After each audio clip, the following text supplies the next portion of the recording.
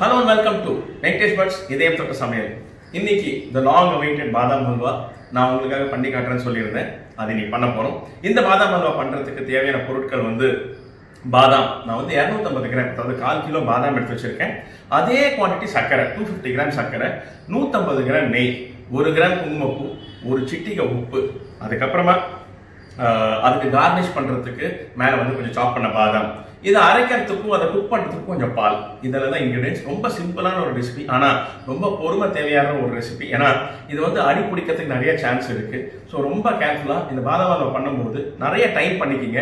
ஏன்னா அதை கிண்டிக்கிட்டே இருக்கணும், அடி பிடிக்காத அளவுக்கு கண்டினியூஸாக கிண்டிக்கிட்டே இருக்கணும். இது ஒரு ½ hour to 45 minutes ப்ராசஸ். அது நீங்கள் 100 கிராம் பாதாம் பண்ணலாம், 1 கிலோ பாதாம் பண்ணலாம். பட் டைம் எடுக்கிறது கிட்டத்தட்ட ½ hour to 3/4 மணி நேரம் ஆகும். ஸோ பொறுமையாக குக் பண்ணணும். நான் சொல்கிற அந்த ஸ்டெப்ஸ் எல்லாத்தையும் ஃபாலோ பண்ணுங்க. இந்த ரெசிபி நான் என் அம்மா கிட்ட இருந்து கற்றுக்கிட்டது. நான் ஏற்கனவே பல தொலைக்காட்சிகள் இதை பண்ணியிருக்கேன். பட் இன்னைக்கு என்னுடைய யூடியூப் சேனல்ல பிரத்யேகமா உங்களுக்காக I am doing this. So let's see how to do பாதாம் ஹல்வா. இங்க 250 கிராம் அதாவது 1/4 கிலோ பாதாம் நான் சுடு தண்ணியில ஒரு ½ மணி நேரம் ஊற வச்சு, அந்த ½ மணி நேரத்துக்கு அப்புறமா அது கோல்டான பிறகு இந்த தோலை உரிச்சு வச்சிருக்கேன். இந்த தோலை இது மாதிரி தண்ணியில ஊற வச்சிருக்கிற பாதாம இது மாதிரி நசுக்குனாலே வெளியே வந்துடும். ஸோ இதை ½ an hour ஊற வச்சாலே போதும். இந்த ஊர்ன பாதாம் இப்படி நசுக்குனாலே வெளியே வந்துடும். இது மாதிரி தோலை எடுத்து வச்சிங்க. இந்த தோல் கலரை மாத்திடும். அதனால தோல் இல்லாத அளவுக்கு பார்த்துங்க. ½ an hour சோக் பண்ணா போதும் சுடு தண்ணியில. இந்த டெக்ஸ்டர் வந்துடும். வந்த உடனே நீங்க தோல் எடுத்துடலாம்.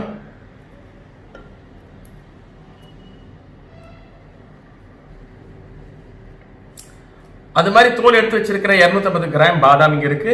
ஒரு 1-1.5 கிராம் குங்குமப்பூ, ஒரு 150 to 200 ml பால், ஒரு 150 கிராம் நெய், அதே பாதாம் எவ்வளவு குவான்டிட்டி போட்டோமோ அதே குவான்டிட்டி சர்க்கரை. அதாவது இது 250 கிராம்னா இதுவும் 250 கிராம். இதுல ஜாஸ்தி ஆயிடுச்சுன்னா சர்க்கரை ஜாஸ்தினா பாதாம் அளவு மேல ஒரு லேயர் மாதிரி ஃபார்ம் ஆயிடும்.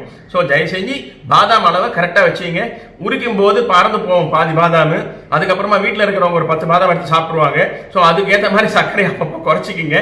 நீங்க ஒரே அளவு 1/4 கிலோ பாதாம் போட்டீங்கன்னா ஹல்வா பண்ணும்போது அரைக்கும் போது ஒரு 50 கிராம் கம்மியா இருக்கும். ஸோ அதுக்கு ஏற்ற மாதிரி சர்க்கரை அட்ஜஸ்ட் பண்ணீங்க. ஒரு சிட்டிகை உப்பு. ஸோ இப்போ இந்த பாதாம் ஹல்வா எப்படி பண்றதுன்னு பார்ப்போம். இங்க நான் முதல்ல சொன்ன மாதிரி 250 கிராம் பாதாம் தோல் உரிச்சு வச்சிருக்கிறத இப்போ ஒரு குறப்பான பேஸ்டா அரைக்க போறேன். இதுல கொஞ்சம் தண்ணி வச்சிருக்கேன். அதாவது ஒரு 50 ml தண்ணி இருக்கும். அந்த 50 ml தண்ணியோட இந்த பாதாமை இதுக்குள்ளார போடுறேன். இந்த மிக்சிக்குள்ள போடுறேன். ரொம்ப முக்கியம் இந்த ஃபைன் பேஸ்டா அரைக்காதீங்க. பாதாம் குழப்பான்னு வரும். ஸோ கொஞ்சம் குறகுறா இருந்தா வாயில் அந்த டெக்ஸ்டர் கிடைக்கும், அந்த பைட்டிங் டெக்ஸ்டர். அது ஒரு சின்ன ட்ரிக்கு. ஸோ அதுக்கேற்ற மாதிரி இந்த மண் பதம் சொல்லுவாங்க, மணல் பதம் சொல்லுவாங்க, அந்த பதத்துக்கு அரைச்சிங்க.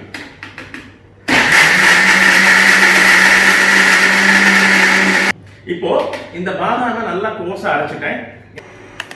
பாருங்க, நான் அரைச்சி வச்சிருக்கிறது இது மாதிரி குறன்னு அரைச்சிங்க. இதுதான் ரொம்ப இம்பார்ட்டன்ட். இந்த பதம் பேஸ்ட் மாதிரி இருக்காது, இந்த மாதிரி குறன்னு அரைச்சிங்க. இப்போ இந்த பேன் சூடாயிடுச்சு. இந்த சூடான பேன்ல நான் ஒரு 100 ml பால் ஊற்றிருக்கேன். இந்த பால் சூடான நேரத்திலேயே இங்க நம்ம அரைச்சி வச்சிருக்கிற இந்த பாதாம் பேஸ்ட்டை இதுல ஆட் பண்றேன்.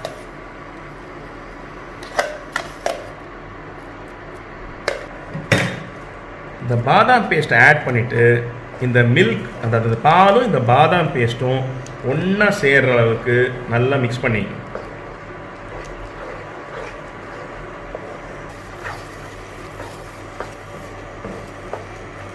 இந்த பாதாமை போட்டாச்சு.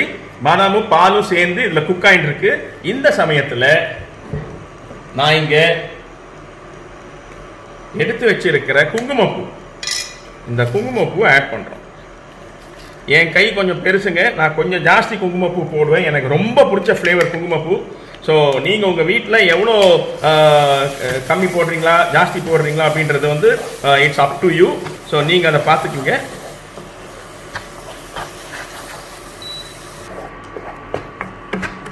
ஓகே, இப்போ அந்த குங்குமப்பூ போட்டு நான் ரேஞ்சை மீடியம் ஹையில் வச்சுருக்கேன். உங்கள் குக்கிங் ரேஞ்சில் வீட்டில் இருக்கிற அந்த டொமஸ்டிக் பர்னர் மீடியம் ஹையில் வைங்க. ரொம்ப ஹையில் வைக்காதீங்க, அடி பிடிக்கிறதுக்கு சான்ஸ் இருக்குது. இந்த ஸ்டேஜில்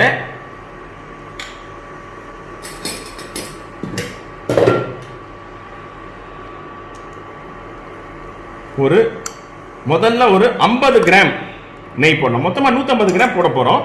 அதில் இப்போதைக்கு 50 கிராம் போடலாம். இது கொஞ்சம் கொஞ்சமாக நெய் போட்டு போட்டு போட்டு சமைக்கணுங்க. அப்போ தான் கரெக்டாக வரும்.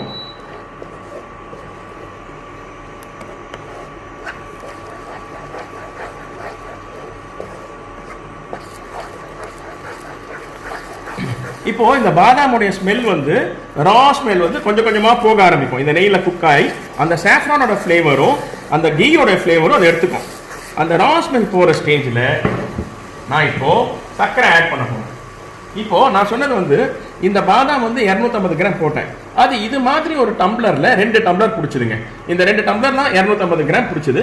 ஸோ இந்த 2 டம்ளர் பாதாமுக்கு நான் 2 டம்ளர் சர்க்கரை போடுறேன்.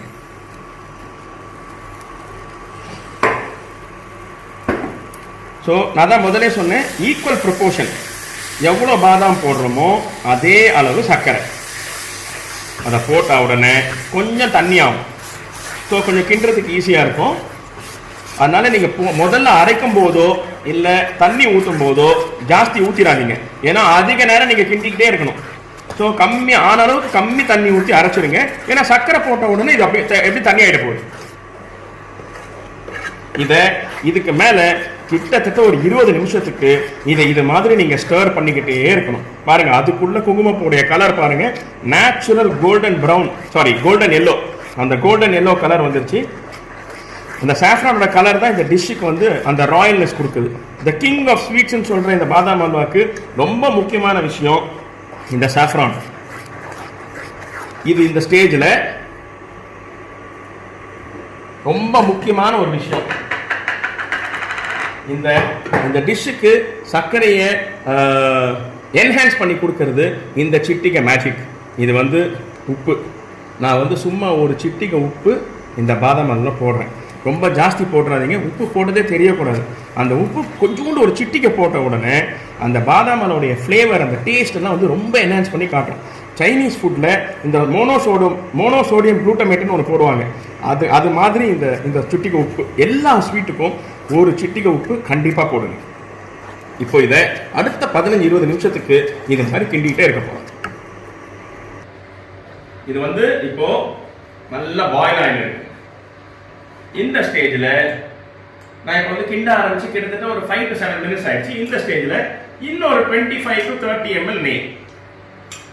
மெயினாக நெய் போட்டு குக் பண்ணுறது எதுக்குன்னா, ஒன்று அடி பிடிக்காம இருக்குது, அந்த கிரீசி டெக்ஸ்டர் கொடுக்கறதுக்கு. ரெண்டாவது அந்த பாதாமுக்கு டைம் கொடுக்கறது, உப்ரி ஆகி அந்த நெய்யில் அந்த அப்படியே குக் ஆகணும். இந்த ஒன்று கம்ப சூத்திரமே இல்லை, ரொம்ப simple straight forward recipe. But பொறுமையாக கரெக்டாக இந்த ரெசிபியை ஃபாலோ பண்ணுங்க. எக்ஸலன்ட் பாதாம் அல்வாங்க. கொஞ்சம் நெய் இதெல்லாம் கொஞ்சம் ஜாஸ்தி, ஆனால் ஒரு 4 மாதத்துக்கு ஒரு வாட்டி பண்ணலாம். இப்போ பார்த்தீங்கன்னா கிட்டத்தட்ட 15 நிமிஷம் நான் குக் பண்ணியிருக்கேன். அந்த பாதாம் வந்து அப்படியே நெய்யோட கொயாகுலேட் ஆகி அந்த திக்னஸ் வந்துருச்சு. இது வந்து நீங்கள் பாதாமும் அந்த சர்க்கரையும் போட்டோன்னு கண்ணாபிரான் கொதிக்க ஆரம்பிக்கும், அது கொப்பளிக்க ஆரம்பிக்கும். ரொம்ப ஜாகிரதையாக இருங்க. இது மாதிரி நீளமான ஒரு கரண்டி வச்சு கிண்டுங்க, ஏன்னா கையில் தெரிச்சதுன்னா சுட்டு போயிடும் கை. ஸோ ரொம்ப கேர்ஃபுல்லாக கிண்டுங்க. இப்போ பாதாம் அல்வா ரெடி ஆச்சுன்னா 2 விதத்தில் கண்டுபிடிக்கலாம். ஒன்று, இந்த மாதிரி சைடில் வந்து இப்படி ஒட்டாமல் இப்படி பண்ணோன்னே அப்படியே வந்துடும், அது ஒட்டாமல் வரணும். 2, நம்ம போட்ட நெய்யோட கிரேஸ் மேலே வரும். அது வந்துச்சுன்னா அதை வந்து பாதாம் எல்லாம் குக் ஆயிடுச்சுன்னு அர்த்தம். நெய் மெல்லமாக மேலே வர ஆரம்பிக்கும். அதே மாதிரி இந்த கொப்பளிக்கிறது பொங்கறதெல்லாம் வந்து கம்மியாயிடும். நல்லா திக்காகிறதுனால அது கொப்பளிக்காது. ஸோ இது மாதிரி திக்கார வரைக்கும் நல்லா குக் பண்ணுங்க. இது கிட்டத்தட்ட எனக்கு 15 நிமிஷம் ஆச்சு மீடியம் ஃப்ளேமில். ஹை ஃப்ளேமில் வைக்காதீங்க, அடி பிடிச்சிடும். இப்போ இன்னொரு வாட்டி ஒரு 50 ml நெய். நான் மொத்தமாக இது வரைக்கும் ஒரு 125 150 ml நெய் போட்டிருக்கேன் இந்த 250 கிராம் பாதாம் ஹல்வாக்கு. அவ்வளோதான், இனிமேல் நெய் தேவையில்லை. இந்த பாருங்க, அப்படியே லட்டு மாதிரி அப்படியே எப்படி பியூட்டிஃபுல்லாக அப்படி வருது பாருங்க சைட்லேருந்து. ஸோ இது சூடு ஆனவுடனே நல்லா திக்காயிடும். இப்போ இந்த நெய்யை வந்து லைட்டாக இதை அப்சார்ப் பண்ணிக்கிட்டோம். அது வந்து அந்த நெய்யை இழுத்துக்கிற வரைக்கும் ஒரு 2 நிமிஷம் இந்த நெய்யை ஃபைனலாக போட்டுட்டு இது மாதிரி குக் பண்ணலாம். அந்த கலர் பாருங்கள். அதுக்கப்புறம் அந்த அரைஞ்ச கிரானியூல்ஸ் பாருங்க, அப்படியே கிரானியூலாக தெரியுது பாருங்க. அந்த பதத்துக்கு அரைச்சாதான் வாயில் அந்த ஃபீல் கிடைக்கும் உங்களுக்கு அந்த பாதாம் அல்வா சாப்பிடும்போது.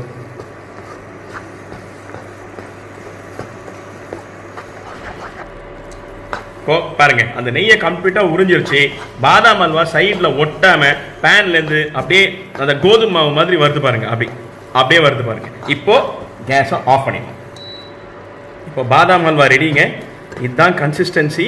கொஞ்சம் குழன்னு இருக்கும். ஆஃப் பண்ணும்போது சூடு ஆறின பிறகு ஃபென்டாஸ்டிக்காக கரண்டியில் ஒட்டாத மாதிரி வரும். இப்போது இது மாதிரி ஒரு போலில் இந்த பாதாம் அல்வாவை பிளேட் பண்ணலாம்.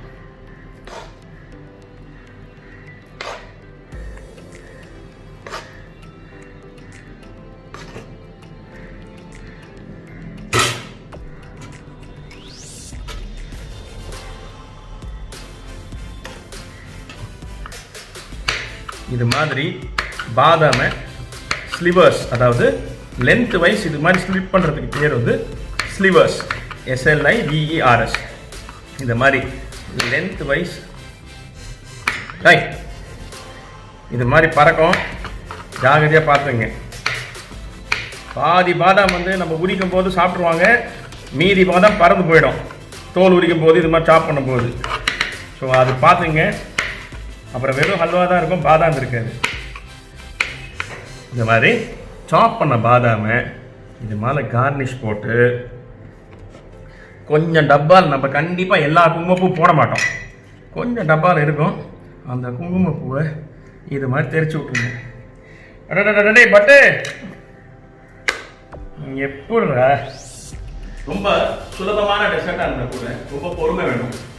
வேர்க்க விறுவிறுக்க செய்ய வேண்டியிருக்கு. ஏன்னா கிண்டிக்கிட்டே இருக்கும், நிறைய வேலை இருக்குது. ஸோ ½ அன் ஹவர் நீங்கள் வந்து மைண்டை ப்ரிப்பேர் பண்ணி வச்சுக்கிங்க. அந்த சாஃப்ரான் கலர் வரணும், அந்த நெய் மேலே வரணும். இந்த பதத்துக்கு நான்ஸ்டிக் பண்ணி குக் பண்ணுறது வந்து அப்படியே ஒட்டாமல் வெளியில் வர மாதிரி பண்ணிட்டீங்கன்னா ½ அன் ஹவரில் அமிர்தம் மாதிரி ஒரு dessert, the king of sweets badam halwa. 6 மாதத்துக்கு ஒரு பண்ணால் கூட இந்த மாதிரி நெய் விட்டு இது மாதிரி குங்குமப்பூ போட்டு ஃப்ரெஷ்ஷாக பண்ணுங்க. அல்டிமேட்டாக people will just love it. Enjoy cooking. இதயம் தொட்ட சமையல் உங்களுக்காக.